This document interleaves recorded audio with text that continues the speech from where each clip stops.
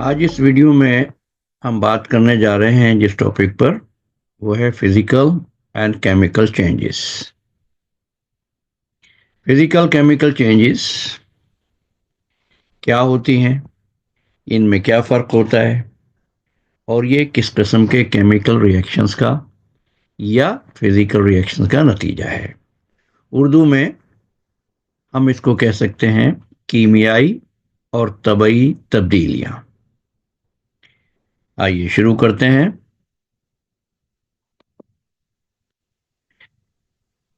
कोई भी ऐसा चेंज जिसमें चीज मुकम्मल तौर पर नहीं बदलती, फिजिकल चेंज कहलाती है। यानी चीज वही रहती है लेकिन उसका अपीयरेंस नजर आने में वो मुख्तलिफ हो जाती है। मसलन पानी, पानी को अगर आप फ्रीज कर दें तो बर्फ बन जाती है। पहले लिक्विड थी, अब सॉलिड हो गई, मगर हकीकत में यह अब भी पानी है। और अगर आप दोबारा पानी हासिल करना चाहें तो इसी आइस को आप मेल्ट कर लें, आपको फिर पानी मिल जाएगा। इस किस्म की तब्दीलियां कहलाती हैं तबई तब्दीलियां या फिजिकल चेंजेस। और इसमें आप देखिए, कोई चीज वेपोराइज हो जाए, स्टिल द सेम, उसका साइज छोटा या बड़ा हो जाए। एक लकड़ी का टुकड़ा है, उसको काट के आपने दो कर दिया, साइज छोटा हो गया, मगर अभी भी वो लकड़ी ही है। चेंजेस इन फेस, ये तमाम मिसालें हैं फिजिकल चेंज की। मसलन मेल्टिंग, किसी चीज का मेल्ट हो जाना भी फिजिकल चेंज है। बॉयल हो गई, पानी को आपने बॉयल कर दिया, भाप बन गई, स्टीम बन गई, तो ये भी वही फिजिकल चेंज है। एवेपोरेशन, एवेपोरेशन में भी, जिसको भी हम फिजिकल चेंज कहते हैं। और कंडेंसेशन, जब गैस लिक्विड में चेंज हो जाती है तो ये भी कहलाती है फिजिकल चेंज। फ्रीजिंग, सब्लिमेशन और डेपोजिशन भी फिजिकल चेंजेस की मिसालें हैं। यहाँ रोक कर आपको बस एक बात बताना चाहता हूँ। सब्लिमेशन, जब हम किसी भी सॉलिड को गर्म करते हैं, हीट करते हैं, तो लिक्विड बनती है, फिर गैस बनती है। मगर कुछ ऐसी चीजें हैं जो बराह रास्त सॉलिड से गैस बन जाती हैं। मसलन ड्राई आइस, मसलन अमोनियम क्लोराइड। ये प्रोसेस जहां कोई सॉलिड बराह रास्त गैस में बदल जाए, इसको हम कहते हैं सब्लिमेशन, इस प्रोसेस को। और ये भी मिसाल है फिजिकल चेंज की। फिजिकल चेंज कैसे होती है? किसी चीज को आप पीस दें, किसी चीज को काट दें, किसी चीज को आप क्रश कर दें। बेंडिंग, किसी तार को आपने मोड़ दिया, ब्रेक कर दिया, गरम कर दिया, ठंडा कर दिया, फ्रीज कर दिया। स्क्विशिंग, उसको सिर्फ आपने दबा दिया, कागज का टुकड़ा है, आपने मुट्ठी में लेकर उसको दबा दिया, तो ये स्क्विश तो हो गया, मगर स्टिल ये फिजिकल चेंज है। इस किस्म की सारी तब्दीलियां फिजिकल चेंज कहलाती हैं। एक मरतबा फिर रिकैप कर लेते हैं। Change in shape, change in form, change in size, change in face are all example of physical changes. अब इस पिक्चर में आप देख सकते हैं, ये बर्फ है और इसको अगर आप मेल्ट कर दें पानी बन जाएगा। कुकी है, इसके दो टुकड़े कर दीजिए, स्टिल ये फिजिकल चेंज है। ये एक ऑरेंज है, क्या कहते हैं इसको, माल्टा है, तो इसको आप छील दें, इसको आप काट लें, चार टुकड़े कर दें, छह टुकड़े कर दें, इसको स्क्वीज करके आप इसका जूस बना लें, कोई नई चीज नहीं बन रही है। ये तमाम मिसालें हैं फिजिकल चेंज की। अब केमिकल चेंज क्या होती है? केमिकल चेंज वो चीज, वो चेंज होती है, वो तब्दीली होती है जिसमें एक चीज मुकम्मल तौर पर तब्दील हो जाती है। मसलन आप इस पिक्चर में देखिए, ये एक टॉयलेट पेपर रोल है और हुआ क्या कि इसको आग लग गई। आप देखें यहाँ आपने इसको जला दिया, जलाने के बाद आप देखें धुआं निकल रहा है, कागज ब्लैकिश हो रहा है, ब्राउनिश हो रहा है, और अगर ये पूरा कागज जल जाएगा तो उसके बाद आपको राख मिलेगी, एशेज मिलेंगे, कोयला मिलेगा। तो वो जो चेंज है, इस कोयले को आप वापस कागज बना सकते हैं? नहीं बना सकते। फिजिकल चेंज में यू वर एबल, उसमें आप कर सकते थे, इसमें नहीं कर सकते। ऐसी तब्दीलियां जो है केमिकल चेंज होती है, और ये नतीजा होता है केमिकल रिएक्शन का। और केमिकल रिएक्शन में क्या होता है? केमिकल रिएक्शन में ये होता है कि पुराने बॉन्ड टूट जाते हैं और नई चीज बन जाती है। काजिज केमिकल रिएक्शन में क्या होता है? Old bonds are change to, transform to, converted to new bonds, new properties के साथ, जिसको आप रिवर्स नहीं कर सकते। ये हो जाती है केमिकल चेंज। यहां तक बात आपकी समझ में आ गई? तो अब केमिकल चेंजेस की क्या कुछ मिसालें हो सकती हैं? जैसे हमने फिजिकल चेंजेस में कुछ मिसालें देखी, किसी चीज का जल जाना, जैसे आप इस लकड़ी में देख रहे हैं, ये केमिकल चेंज है। रस्टिंग, जंग लग गया, इसको रिवर्स नहीं कर सकते, और ये भी एक केमिकल रिएक्शन है जिसमें आयरन ऑक्सीजन के साथ रिएक्ट करके ग्रीनिश शक्ल आप देखते हैं धात पर आ जाती है। इसको कहते हैं रस्टिंग। ये भी केमिकल चेंज है। ये गाड़ी बहुत अरसे से खड़ी थी ऐसी जगह पर जहां बहुत ज़्यादा फ़ज़ा में मॉइस्चर था।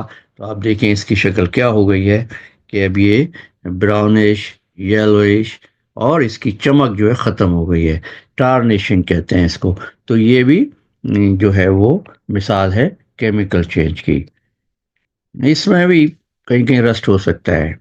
पोलीमराइजेशन, एक ही मॉलिक्यूल है, उसके बहुत सी शक्लें जो हैं आप बना देते हैं, और वो चेंजेस के साथ जाता है।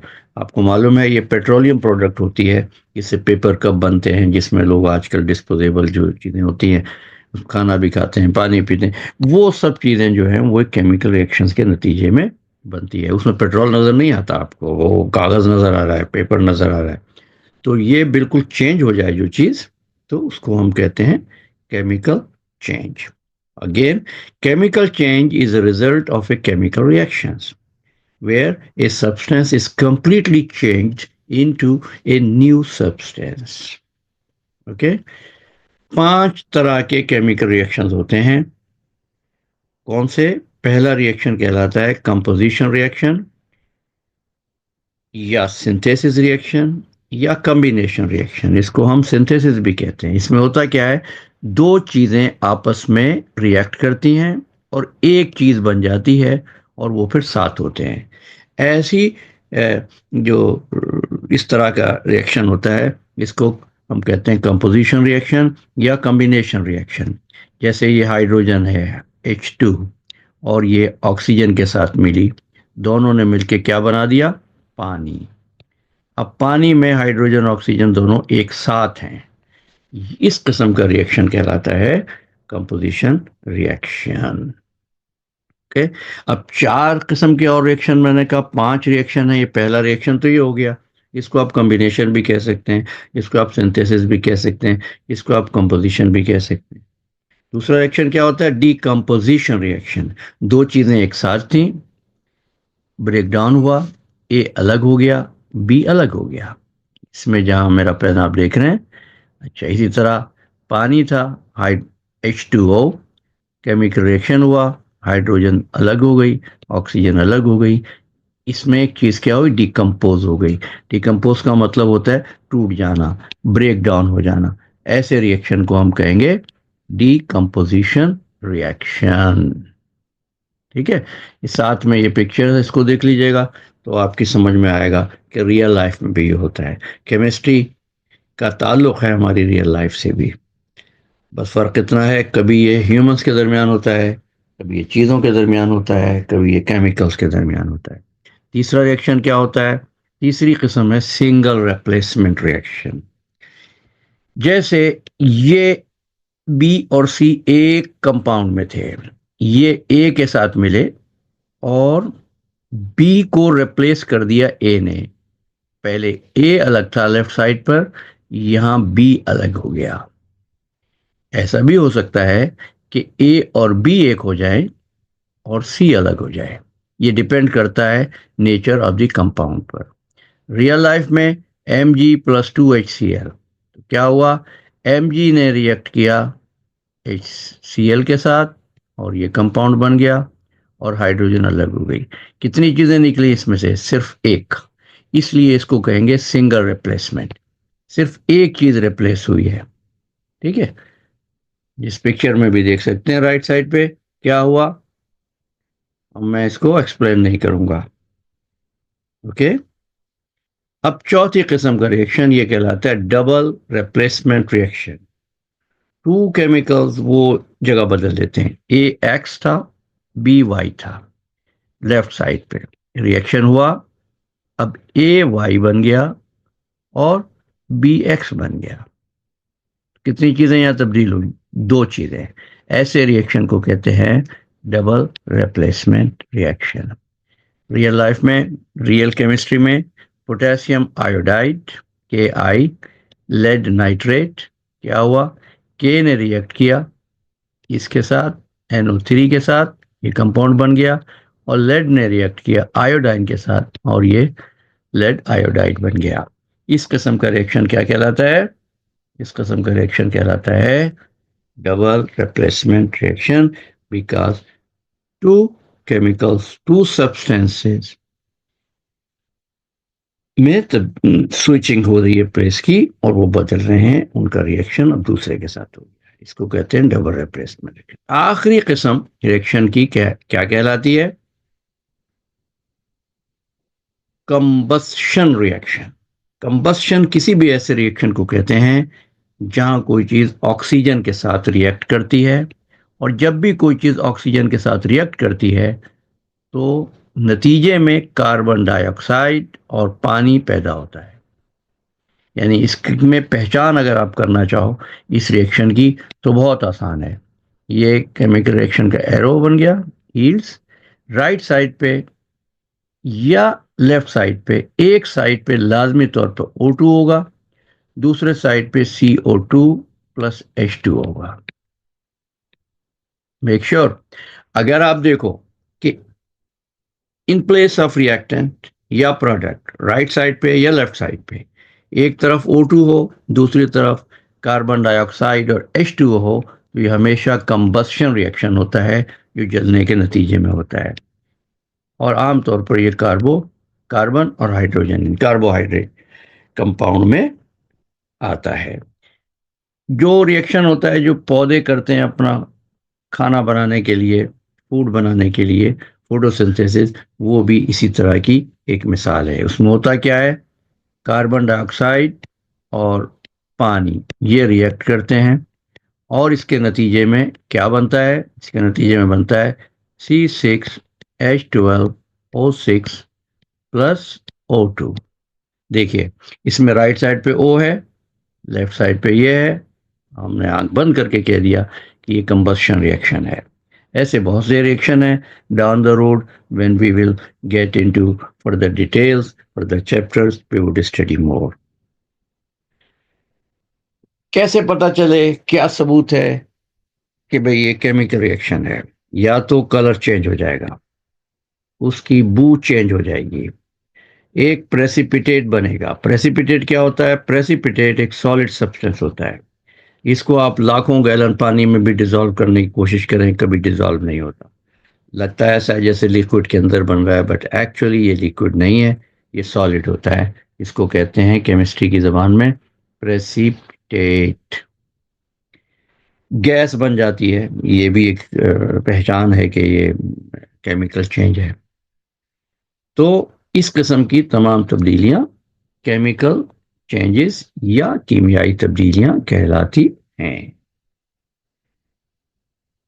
और इसकी एक पहचान ये है कि केमिकल रिएक्शन में, केमिकल चेंज में हमेशा एनर्जी रिलीज होती है। राइट साइड पे देखिए आप, इसमें क्या हो रहा है कि आप देख रहे हैं फायर, क्या मतलब है, हीट निकल रही है, रोशनी हो रही है, इसका मतलब वहाँ एनर्जी है। कभी कभी एनर्जी रिलीज होती है, कभी कभी एनर्जी अब्जॉर्ब होती है। और इसके नतीजे में दो किस्म के और रिएक्शन हैं जिस पर मैं इस वक्त बात नहीं करूंगा, लेकिन डाउन द रोड हम इस टॉपिक को टच करेंगे। Endothermic reaction, exothermic reaction. Exothermic reaction जिसमें हीट रिलीज होती है, एंडोथर्मिक रिएक्शन जिसमें हीट एब्जॉर्ब होती है। सर्दियों का ज़माना है, आप चले गए धूप में तो आपको सुकून मिलता है। क्या हो रहा है? हीट आपकी बॉडी में एब्जॉर्ब हो रही है। एक्सोथर्मिक में कोई चीज़ आपने चूल्हे पे रखी, गर्म की, तो क्या हुआ? अब आप जब उसको हाथ लगा रहे हैं तो वो चीज़ भी गर्म हो गई है, और आप देखते हैं कि सराउंडिंग जो है, एनवायरनमेंट जो है, वो भी गर्म हो गया है। इस किस्म का रिएक्शन। तो ये सब केमिकल रिएक्शन है। केमिकल चेंज और फिजिकल चेंज दोनों को आप शो कर सकते हैं ग्राफिक फॉर्म में, और ये हमको ये बता रही हैं दोनों ग्राफ के एनर्जी रिलीज हो रही है या एनर्जी अब्जॉर्ब हो रही है। इस पर फर्दर डिटेल्स में हम किसी वक्त जब पहुंचेंगे केमिकल रिएक्शंस के चैप्टर पर तो अलग से बात करेंगे। इस वक्त इस वीडियो का मकसद ये है कि आप वाकिफ हो जाएं फिजिकल और केमिकल चेंजेस में क्या फ़र्क होता है। A chemical reaction that releases energy in the form of heat, इसको कहते हैं एक्सोथर्मिक। और ये चीज़ फिर आपको गर्म महसूस होगी। दूसरे मानों में ये इसमें हीट जो है खारिज हो रही है। लेकिन बाद ऐसे होते हैं जिसमें एनर्जी जो है अब्जॉर्ब हो रही होती है। कोई चीज़ फ्रीजर में रख देते हैं, बर्फ बन जाती है, तो गर्म है तो ठंडी, वजह है कि उसने सारी हीट को अपने अंदर एब्जॉर्ब कर लिया है। तो केमिकल रिएक्शन जिसमें एनर्जी अब्जॉर्ब होती है एंडोथर्मिक कहते हैं। हीट अंदर आती है। एंडो साइंस में जहां भी इस्तेमाल हो, बोले केमिस्ट्री में, फिजिक्स में, बायोलॉजी में, इन, एक्सो आउट। तो इसमें क्या है? इन, तो हीट इन हो रही है और बाहर आपको चीज ठंडी लग रही है। तो इस किस्म की तब्दीली को हम कहेंगे केमिकल चेंज। ओके, अब इसको देखो, आप लाइफ साइकिल है दो किस्म की। इसमें आप बताइए किस में आप ज्यादा कीमियाई या केमिकल चेंज देख रहे हैं। मैं इसका जवाब नहीं दे रहा, आप नीचे कमेंट सेक्शन में अपना जवाब लिखिएगा। इसमें देखिए आप क्या समझते हैं, ये जो पिक्चर देख रहे हैं ये केमिकल चेंज है, फिजिकल चेंज है? तो आप कमेंट सेक्शन में लिखें और रीज़न भी दीजिए। अगर आप इसको समझते हैं केमिकल चेंज है तो क्या वजह है, फिजिकल चेंज है तो क्या वजह है। इसके अलावा भी कोई सवाल हो तो कमेंट सेक्शन में पूछ सकते हैं। वीडियो पसंद आए तो लाइक ज़रूर कीजिएगा और दूसरों के साथ शेयर भी कीजिएगा। ये एक अंडा है जो कुक हो चुका है, ये फिजिकल है या केमिकल है? अब सोचना आपको यही है कि आप रिवर्स कर सकते हैं इसको, जैसे बर्फ से पानी, भाप से पानी आपने बना लिया था, क्या इसमें कर सकते हैं? कर सकते हैं या नहीं? और फिर आप क्या कहेंगे उसको, फिजिकल चेंज कहेंगे, केमिकल चेंज कहेंगे? It is your homework. इसमें क्या है? बटर का पीस है और आप देखो ये मेल्ट हो रहा है। फिजिकल चेंज है या केमिकल चेंज है? You have to decide and you have to answer me. नीचे कमेंट सेक्शन में इसके जवाब का मैं वेट करूंगा। आज के लिए इतना, और हम नेक्स्ट वीडियो में नए टॉपिक के साथ मिलेंगे। और मैंने कहा था नेक्स्ट वीक का मतलब हो गया मंडे, तो मंडे तक हम न्यू चैप्टर पढ़ेंगे, and that is called periodic table. Okay, जिसकी हम बात कर चुके हैं कि हम उस टॉपिक पर बात करेंगे। तो उस वक्त तक कोई सवाल आपके जहन में आए, क्वेश्चन आए, डोंट हेसिटेट, झिझकने की ज़रूरत नहीं है। आप कमेंट सेक्शन में लिखें और हम इसका जवाब ज़रूर देंगे। Thank you so much for your time and have a nice day.